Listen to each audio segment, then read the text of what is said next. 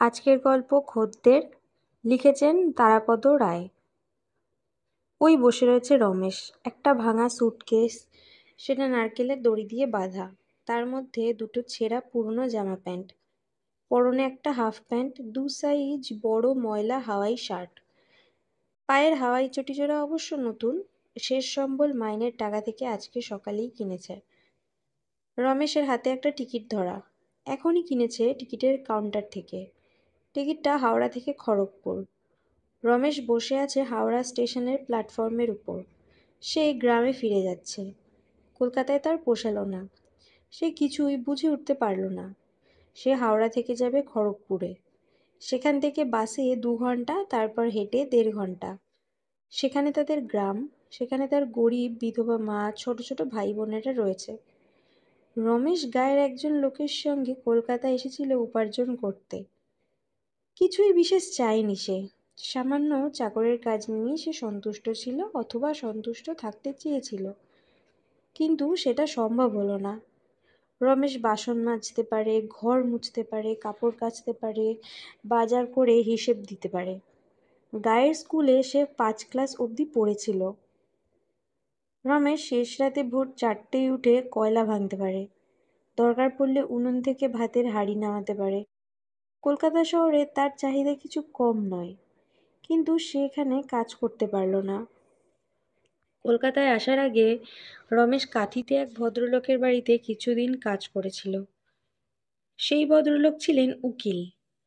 রমেশদের গ্রামের বাড়িতে বাইরের লোকজন বিশেষ কেউ আসে না। কেই বা আসবে কিসের দরকারে? পাড়া প্রতিবেশী যারা আসে সবাই চেনা জানা। কিন্তু কাঁথির উকিলবাবুর বাড়িতে রমেশ দেখল সকাল সন্ধ্যা, রবিবারে, ছুটির দিনে অনেক লোকজন আসে। বাইরের ঘরটা গমগম করে লোকের ভিড়ে আর কথাবার্তায়। অল্প দিনের মধ্যেই রমেশ জানতে পারে, এই যারা দুবেলা উকিলবাবুর বাড়িতে আসে, উকিলবাবুর সঙ্গে আদালতে ছোটাছুটি করে, তাদের বলে মক্কেল। কিছুকালের মধ্যেই সে বাইরের ঘর খুলে দিয়ে লোকজন বসিয়ে বাড়ির মধ্যে থেকে উকিলবাবুকে ডেকে আনা শিখে গেল। কর্তামশাই, মক্কেল এসছে। উকিলবাবু হেঁকে বলতেন, ওদের বসাও, আমি যাচ্ছি। একটা ঝাড়ন দিয়ে চেয়ারগুলো ঝেড়ে মক্কেলদের বসিয়ে রমেশ এসে উকিলবাবুকে জানাতো, মক্কেলবাবুদের ভালো করে বসিয়ে এসছি। কিন্তু কাঁথির এই উকিলবাবুর বাড়িতে রমেশের বেশি দিন কাজ করা সম্ভব হয়নি। উকিলবাবুর এক মক্কেলের মামলায় হেরে গিয়ে 6 মাস জেল হয়। কি একটা মারামারির মামলা ছিল সেটা! মক্কেলটাও ছিল খুব মারকুটে। 6 মাস কারাবাসের পর জেল থেকে বেরিয়েই সে উকিলবাবুর খোঁজে আসে। উকিলবাবুর ভাগ্য ভালো যে ঠিক সেই সময় বাসায় ছিলেন না। উকিলবাবুর খোঁজ আসে। উকিলবাবুর কিন্তু জেলখাটা মক্কেলটির কোপ গিয়ে পড়ে রমেশের ওপর। রমেশ যথারীতি যখন ঝাড়ন দিয়ে চেয়ার পরিষ্কার করে মক্কেলটিকে বসাতে গেছে এবং ঘোষণা করেছে যে উকিলবাবু বাড়ি নেই, একটু অপেক্ষা করতে হবে, সেই মুহূর্তে লোকটি রমেশের হাত থেকে কাপড়ের ঝাড়নটি কেড়ে নিয়ে তাকে পিচমোড়া করে বেঁধে ফেলে এবং জুনপুটে বা দীঘায় নিয়ে সমুদ্রে নিক্ষেপ করবে বলে ক্রুদ্ধ ইচ্ছা জ্ঞাপন করে। রমেশের হাত বাঁধা ছিল, কিন্তু মুখ বাঁধা ছিল না। সে প্রাণ ভয়ে যথাসাধ্য চেঁচাতে থাকে। রমেশের চিৎকারে রাস্তা থেকে লোকজন এবং পাড়া প্রতিবেশী ছুটে এসে বিপজ্জনক মক্কেলটিকে ধরে পড়ে। তারপর পুলিশ এসে তাকে হাজতে চালান করে দেয়। তারপর আবার ফৌজদারি মামলা। কি এক অজ্ঞাত অবদ্ধ কারণে এইবারেও মারকুটে অর্ধোন্মাদ লোকটি রমেশের উকিলবাবুকে তার মামলায় নিযুক্ত করে। ফলে যদিও রমেশই ভুক্তভোগী, উকিলবাবুর প্ররোচনায় রমেশ মামলার দিন আদালতে সাক্ষ্য দিতে যায় না। কিন্তু পাড়া প্রতিবেশী ও রাস্তার লোকজনের সাক্ষ্যে, এবং বিশেষ করে এই কারণে যে লোকটি জেল থেকে ছাড়া পেয়ে আবার গোলমাল করেছে, সেই দিনেই এইসব বিবেচনা করে মহামান্য আদালত সেই দাগী আসামিকে আবার 6 মাসের জেল দেন।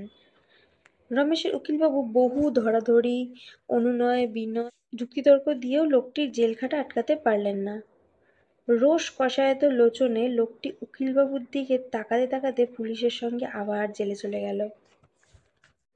লোকটির আবার জেল হয়েছে এই খবর শোনার পর রমেশ খুবই আতঙ্কিত বোধ করতে লাগলো এবং 6 মাস পূর্ণ হওয়ার সপ্তাহখানেক আগেই উকিলবাবুর গৃহ তথা কাঁথি থেকে পালালো। গাঁয়ে গিয়ে 2-1 মাস থাকার পর সে অন্য এক গ্রামবাসীর কাছে অতঃপর কলকাতায় এলো। সেই ব্যক্তি কলকাতায় এক ডাক্তার বাবুর বাড়িতে রান্নার কাজ করে। সেই বাড়িতেই রমেশের জন্য একটি 5 মাস খাটার কাজ জুটল।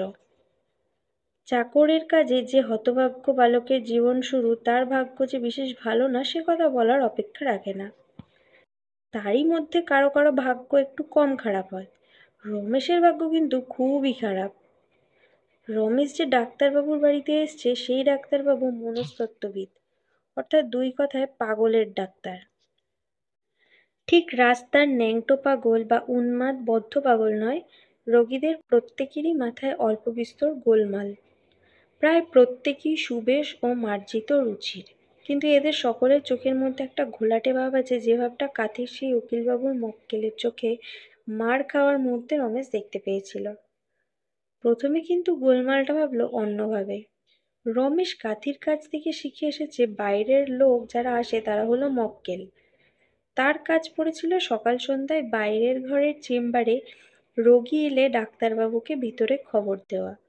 সে এখানেও চেয়ার ঝেড়ে ঝুড়ে রোগীকে বসাতো, বলতো বসুন মক্কেলবাবু, তারপর ভিতরে গিয়ে খবর দিত একজন মক্কেল এসছে। 2-1 দিনের মধ্যেই খটকা লাগলো ডাক্তারবাবুর। রোগী আবার মক্কেল হলো কি করে? ছোকরা চাকরটা ইয়ার্কি করছে না তো? এক আধপাগলা উকিল এসেছিলেন ডাক্তার দেখাতে। তার মাথার মধ্যে অহরহ টংটং করে কি বাজে, বেজেই যায়। তিনি রমেশের মুখে মক্কেলবাবু সম্বোধন শুনে হেসে কুটিপাটি। তার মাথা টংটং বলে তিনি ডাক্তারবাবুকে না দেখিয়ে রাস্তায় হাসতে হাসতে বেরিয়ে গেলেন। সেই সন্ধ্যায় একমাত্র পাগল বেপাত্তা হয়ে যাওয়ায় ডাক্তারবাবু রমেশের উপর ক্ষেপে গেলেন। পরে অনেক কষ্ট করে রমেশকে শেখালেন, আমার কাছে যারা আসে তারা মক্কেল নয়, পেশেন্ট। রমেশের বঙ্গোপসাগরীয় জিহ্বায় যত সহজে মক্কেল কথাটা আসে, পেশেন্ট তত সহজ নয়। অনেক কসরত করে সে শেষ পর্যন্ত পেশেন্ট বলা শিখতে পারল। পেশেন্টদের চেয়ার ছেড়ে বসিয়ে এসে ডাক্তারবাবুকে ডাকতে যেত, বাবু পেশেন্ট এসছে। মোটামুটি চালিয়ে যাচ্ছিল রমেশ, কিন্তু ফ্যাসাদ বাঁধল ডাক্তারবাবুকে নিয়ে। ডাক্তারবাবুর একটা মারাত্মক খারাপ ব্যাপার ছিল, সন্ধ্যার পর সেজেগুজে রোগী দেখার নাম করে বেরোতেন আর সহজে গৃহমুখী হতে চাইতেন না। এক এক দিন গভীর রাত্রে পা টিপে টিপে চোরের মতো ঘরে ঢুকতেন। চেম্বারের বাইরের দরজায় খুব আস্তে করে দুটো টোকা দিলে রমেশ রাতে চেম্বারের মেঝেতে শুতো। সে দরজাটা আলগোছে খুলে দিত। এই রাতে বাড়ি ফেরা নিয়ে ডাক্তার গিন্নির সঙ্গে ডাক্তারবাবু কোনো কোনো সময় তুলকালাম কাণ্ড হতো। বিপদ হয়েছিল রমেশের, তাকেই সাক্ষী মানতেন ডাক্তার গিন্নি। তুই বলতো ঠিক কটায় বাড়ি ফিরেছে? চেম্বারে একটা দেয়াল ঘড়ি আছে। ভদ্রমহিলা রমেশকে ঘড়ি দেখানো ভালো করে শিখিয়ে দিয়েছিলেন স্বামীর ফেরার হিসেব রাখতে। কারণ তিনি নিজে পদাচিত কষ্ট করে ঘুম থেকে উঠে স্বামীর ফেরার তদারকি করতেন না। যা চেঁচামেচি যা চেঁচামেচি তাণ্ডব সেটা করতেন সকালবেলায় ঘুম থেকে উঠে হাত মুখ ধুয়ে চা খেয়ে, নিজের সুবিধাজনক সময়ে। ফুটন্ত কড়া ও উনুনের মধ্যে হঠাৎ ডাক্তারবাবুর আর ডাক্তার গিন্নির মধ্যে কোনোটাই রমেশের পক্ষে কম বিপজ্জনক নয়। সে যদি ঠিক সময় বলতো ডাক্তারবাবু ক্ষেপে যেতেন, আর বানিয়ে সময় বললে ডাক্তার গিন্নির হাতে ধরা পড়া থেকে রক্ষা নেই। ভদ্রমহিলা বিছানায় নাক ডাকিয়ে ঘুমিয়ে কি করে যে আসল সময়টা ধরে ফেলতেন সেটা রমেশ এবং রমেশের ডাক্তারবাবু উভয়েরই সমস্যা ছিল।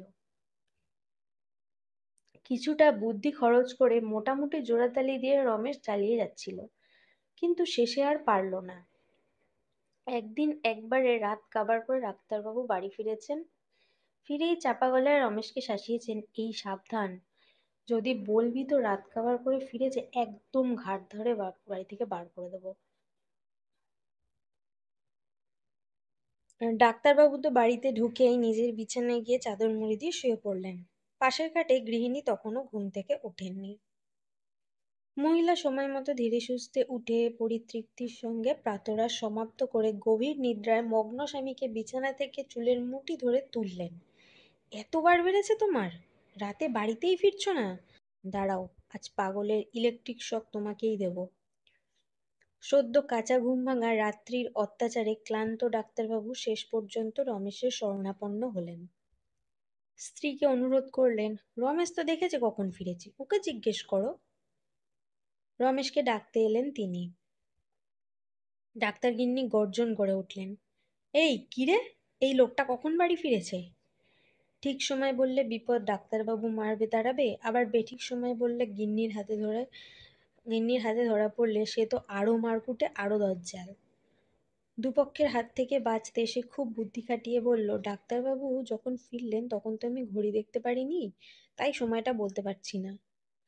গিন্নি গর্জে উঠলেন, কেন, ঘড়ি দেখোনি? তোমাকে বলিনি আমি? রমেশ বলল, কি করে দেখবো, তখন যে আমি ঘুম থেকে উঠে কলতলায় মুখ ধুচ্ছিলাম। বলা বাহুল্য অতঃপর রমেশের অন্য ডাক্তারবাবুর বাড়ি থেকে উঠল। কিন্তু কলকাতা শহরে চাকরের কাজের অভাব হয় না। গলির মোড়েই থাকেন এক ব্যবসায়ী ভদ্রলোক, কাপড়ের পাইকারি বিক্রেতা। বাড়িতেই একতলায় তার গদি। যাতায়াতের পথে রমেশকে তিনি দেখেছেন, তার প্রতি দৃষ্টিও ছিল। তার গদিঘরের জন্য একজন বয় দরকার।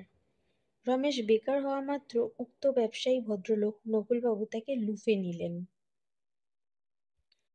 নকুলবাবুর গদিতে গিয়ে রমেশ আর একবার বোকা বনল। ওই ডাক্তারবাবুর বাড়ির কায়দায় যারা গদিতে আসে রমেশ তাদের সরল চিত্তে পেশেন্ট বলে। গদি পরিষ্কার করে ঝাড়ন দিয়ে ঝেড়ে তাদের বসতে বলে। দোতলায় নকুলবাবুকে গিয়ে বলেন, 4 জন পেশেন্ট এসছে।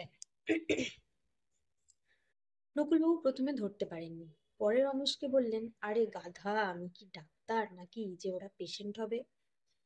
রমেশ বোকা নয়, সে প্রাক্তন অভিজ্ঞতা থেকে বলল, ও, বুঝতে পেরেছি, ওরা মক্কেল। নকুলবাবু স্থিতধী ব্যবসায়ী। খুব শান্ত মাথায় রমেশকে বোঝালেন, যারা এসেছেন, যারা গদিতে আসবে, তারা পেশেন্ট নয়, মক্কেল নয়, তারা খদ্দের। রমেশ এ ব্যাপারটা বুঝলো, কিন্তু অন্য একটা ব্যাপারে নকুলবাবুর ওখানে রমেশের পোষালো না। রমেশকে আগে ডাক্তারবাবুর ওখানে নকুলবাবু দেখেছেন, কিন্তু তার নামটা জানতেন না। যখন জানলেন নতুন চাকরের নাম রমেশ, তিনি একটু বেকায়দায় পড়লেন, কারণ তার শ্বশুরের নামও রমেশ। তিনি রমেশকে বললেন, তোমাকে আমরা রমেশ না বলে গদাই বলে রাখবো। কিন্তু রমেশ গরিব হলে কি হবে, তার আত্মাভিমান অতি প্রখর। সে প্রতিবাদ করলো, না, আমাকে রমেশ নামিয়ে ডাকবেন, গদাই আবার একটা নাম নাকি? ব্যাপারটা ঝুলে রইল। কিন্তু নকুলবাবুর সাহস নেই পূজনীয় শ্বশুরমশাইয়ের নামে চাকরকে ডাকবেন। তিনি উড়ে হ্যাড়ে করে চালাতে লাগলেন। এ ব্যাপারটাও রমেশের অপছন্দ। এমন চমৎকার একটা নাম তার, তার আবার উড়ে হাড়ে কি! ইতিমধ্যে অন্য একটা ব্যাপার ঘটে গেছে। রাস্তার ওপারেই থাকেন এক নবীন চিত্র তারকা ও তার তৃতীয় স্বামী। মহিলা অতি নাবালিকা বয়স থেকেই সাতিশয় পক্ষ এবং একাধিক স্বামী ও স্বামী স্থানীয়ার কণ্ঠলগ্ন হয়েছেন। তার বাড়িতে অনিবার্য ও নানা কারণে কাজের লোক থাকে না। সুন্দরীর বর্তমান স্বামী একটি উপযুক্ত কাজের লোকের সন্ধান আকাশ পাতাল খুঁজছিলেন। নিজের নামের প্রশ্নে দ্বিধা ও সংশয় আচ্ছন্ন রমেশকে ভাঙিয়ে দিতে তার এক মুহূর্তও সময় লাগলো না। এর চেয়ে তার অনেক বেশি সময় ও পরিশ্রম ব্যয় হয়েছিল সুন্দরীকে তার দ্বিতীয় স্বামীর হাত থেকে ভুলিয়ে আনতে। যা হোক, রমেশ এই চিত্র তারকার বাড়ি থেকে প্রথম দিনেই বলা উচিত সন্ধ্যাবেলাতেই বিতাড়িত হলো। সন্ধ্যাবেলা তারকা শয়নঘরে সাজগোজ করছেন, এমন সময় বাইরের দরজায় বেল বাজল। রমেশ গিয়ে দরজা খুলে 3 জন সুসজ্জিত ভদ্রলোককে ড্রয়িং রুমের সোফায় বসালো। এরপর ভিতরের ঘরে গিয়ে সুন্দরীকে খবর দিল। সুন্দরী এতক্ষণ এদের প্রতীক্ষা করছিলেন। এরা তার আগামী ছবির প্রযোজক এবং প্রযোজকের বন্ধুরা। নকুলবাবুর বাড়িতে সদ্য রপ্ত করা বুলিতে আউড়ে রমেশ সুন্দরীকে জানালো, বাইরের ঘরে 3 জন খদ্দের এসছে। সুন্দরীর হাত থেকে পাউডারের পাফ পড়ে গেল। সুন্দরীর স্বামী বিছানায় চিত হয়ে শুয়ে সিগারেট টানছিলেন। খদ্দের এসেছে শুনে তার মাথায় রক্ত উঠে গেল। কান ধরে হিড়হিড় করে টানতে টানতে হারামজাদা, রাস্কেল ইত্যাদি অবর্ণনীয় অকথ্য গালাগালি দিতে দিতে ভাঙা সুটকেস সমেত পিছনের দরজা দিয়ে গলা ধাক্কা দিয়ে বার করে দিলেন। ওই বসে রয়েছে রমেশ, তার দুঃখিনী মায়ের কাছে ফিরে যাচ্ছে। অনেক চেষ্টা করেও সে বুঝে উঠতে পারেনি বাবুদের বাড়িতে যারা আসে তারা মক্কেল, না পেশেন্ট, না খদ্দের, নাকি আরো কিছু। নমস্কার। গল্পটা ভালো লেগে থাকলে লাইক শেয়ার কমেন্ট করবেন আর আমার চ্যানেলটিকে সাবস্ক্রাইব করে দেবেন।